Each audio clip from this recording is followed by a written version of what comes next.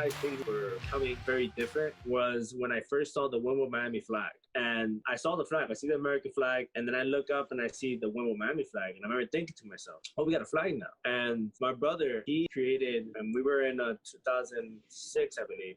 He won second place at the youth fair for using Photoshop and creating an album cover called Wynwood for Life. In my mind, I'm thinking to myself, oh, my brother was the first person that branded Wynwood. He had shirts, he had stickers. And I remember thinking at that point, like, oh, wow, like we have the ideas. Like we had the creativity, the innovation to do it. We just didn't have the resources. It's changed so much. It's changed so much that I have a saying, I talk to my nieces and nephews, I talk to my kids a lot. And whenever we drive around the city, I remember every location where I've ever had a home, right? And I have so many homes that are not physically there anymore. It feels almost like a shadow of itself sometimes, right? But the one thing that never changed has been the spirit, like the energy. Even through all of that, I still got family that live in Wynwood now. Personally, I don't have the ability to live in Wynwood anymore because of just, price. It just costs too much. I can't buy a home there. That knowledge, for as much as I've learned on my own and been able to understand and grow, there's certain things that if you're the first of your generation, if you're the first of your family, that has to take that responsibility of lifting your family out of poverty or going into that next level. You don't have that access to that information, right? You have to earn it. You have to go out and get it. And, not being able to go back to live in my neighborhood, honestly, kind of sucks. But it doesn't stop me from being involved. It doesn't stop me from caring about it. It doesn't stop me from understanding the history that comes with it. Like, my family created that. My family did that. Like, we did that for real. My brother got kicked out of school for doing murals on walls. And now it's the most famous thing to do, right? I remember seeing the news and it was growing. And I remember saying that, when was the number 7 place in the entire world, destination-wise, for art? That was like in 2012, 2011. And I remember thinking to myself, it's going to be the number 1 soon.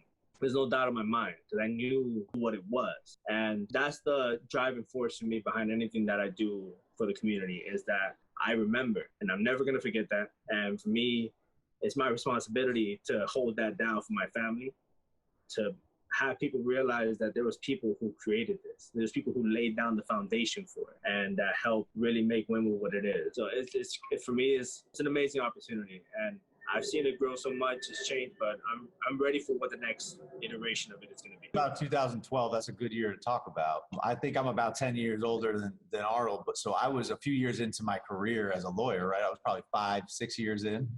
That's the year I started working with Goldman Properties. The spirit that Arnold talked about, it was never about, their immediate world was never about displacement because that immediate world there was empty, it was dangerous, it was the old warehouse district.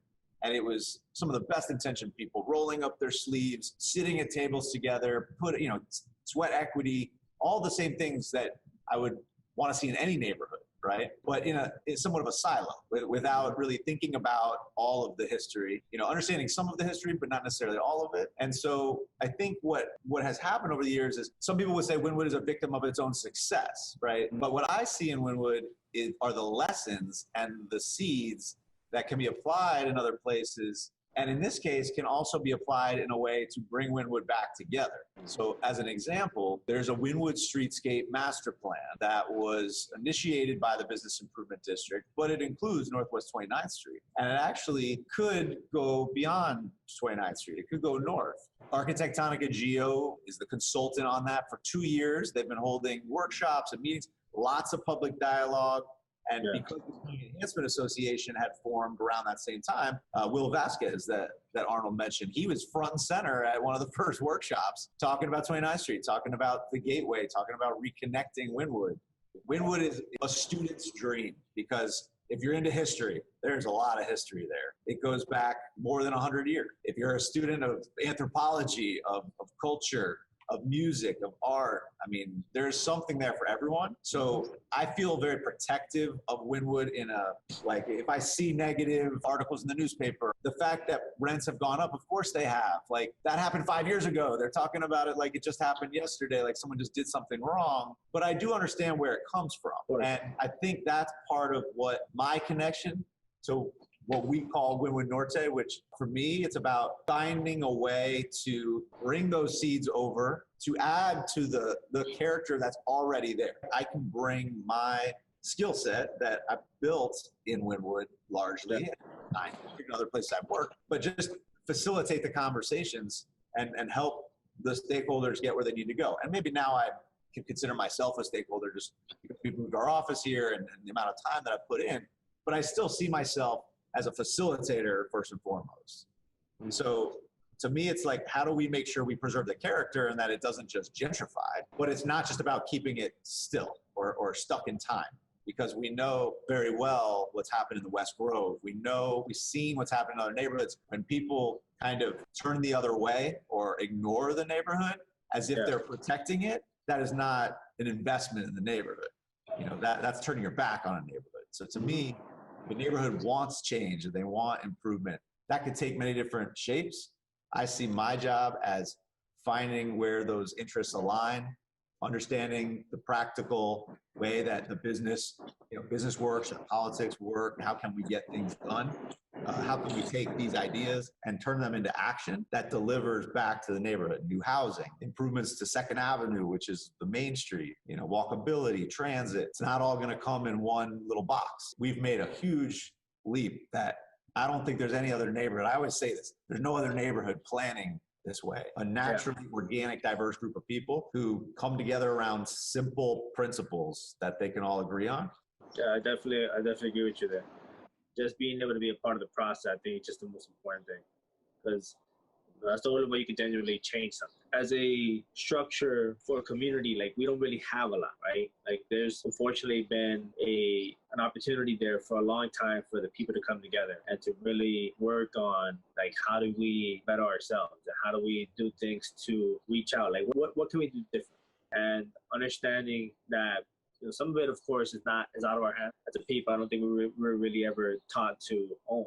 We were taught to, like, rent, and we were taught to, like, finance things, but not really buy things out and understand just what that comes with, right? And I think that's why I speak about a lack of knowledge. We didn't have access to certain resources. I feel like that's the biggest thing that we can do as a group, really. It's like giving back to the people, investing into the people, because I think there's just perception. If whatever you're investing in doesn't give you a return immediately, it's not a good investment. But realistically, I don't know any company that just wants to exist for 3 years. Like, every business, every organization that's ever created, I feel, wants to have an impact, and that impact has had over a period of time. And the only way I can see, and the only way that I've seen it be successful, is to invest into the people that help get you there, right? And I think that's where the evolution of Wynwood is going to come next, where if we're successful and we have the ability to invest into the community, invest into the people of the community will naturally invest into the community itself. Like, we have to help create that sense of understanding and that sense of ownership again, because once we give that to the people, everything else is going to just fall in place.